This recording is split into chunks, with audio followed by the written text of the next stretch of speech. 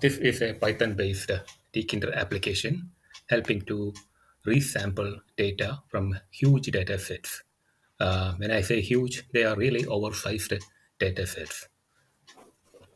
Those data sets contain unwanted data points.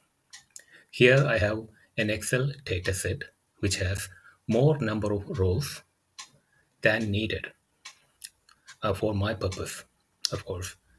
Then I'll show you my database, which is an XLSX data. Here, this is the data set.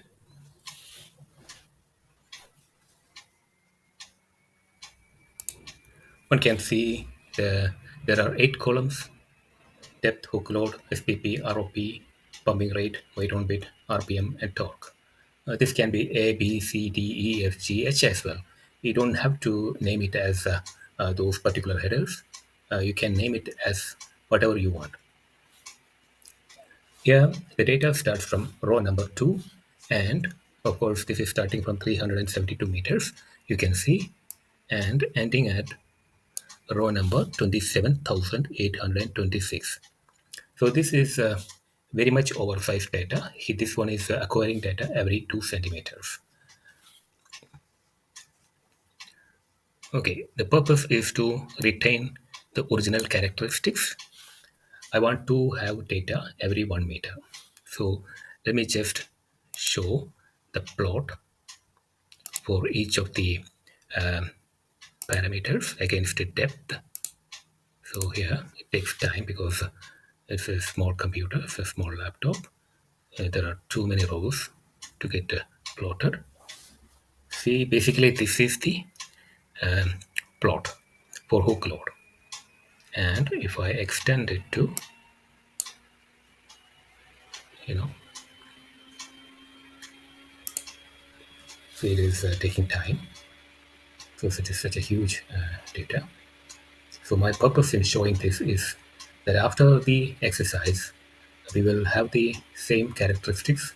We won't lose any of the original characteristics except for spiky values. We will have a good data every 1 meter. So let me just get over it. It is taking too much time. Okay. So let me just get over it. Okay. Okay, now I want to select the data. Okay. Of course, it is working in the background, so I'm a little bit concerned about it. See, it's still on. Just want to get out without saving anything.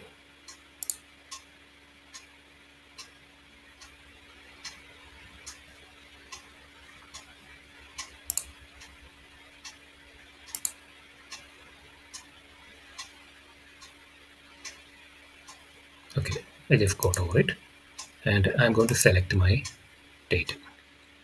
It is in XLSX format. Okay.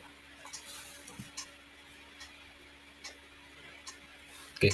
See, one can see the headers, what they are named as in the first entry widgets or tabs, whatever you wants to call it.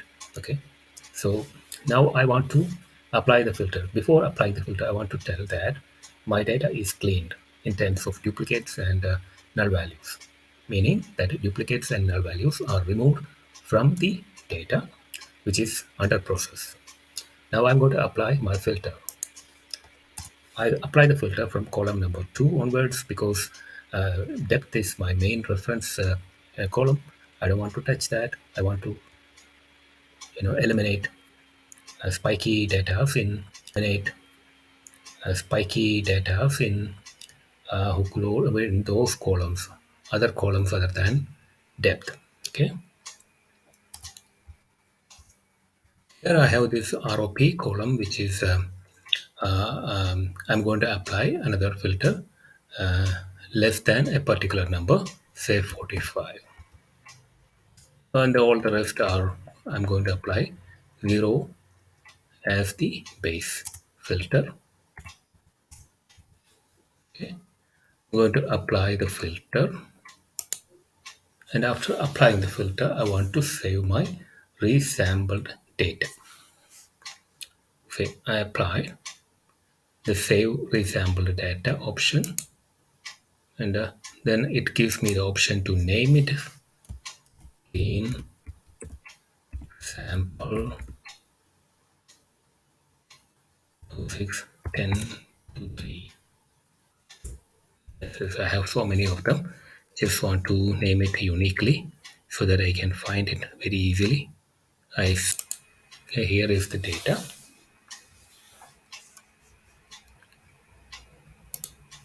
Okay, so here we see the data uh, starting from 0 till 831, which means 832 rows are there instead of the 27,826 rows. And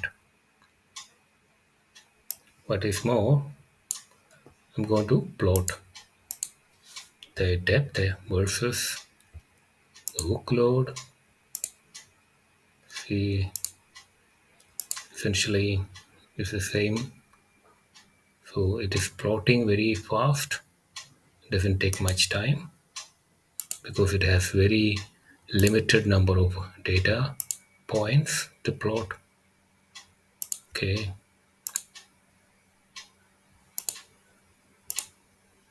see here also those spiky values are not there,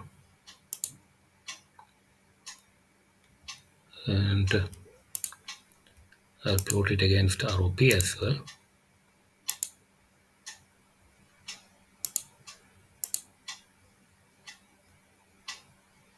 See, it has eliminated the spikes above 45 meter an hour. So this is more smoothened than the previous one. It was having data values as high as 370, 400 meters an hour, which are unrealistic for my dataset because I know my dataset. I knew the ROPs at which I was getting the data. So I am satisfied with the setup. I can also apply the hook load reference or filter as higher than the slip weight, which is usually 50 tons or 80 kilopounds, whichever, I mean, depending on the condition. And also apply filter for SPP for minimum flow rate and logical SPP likewise. So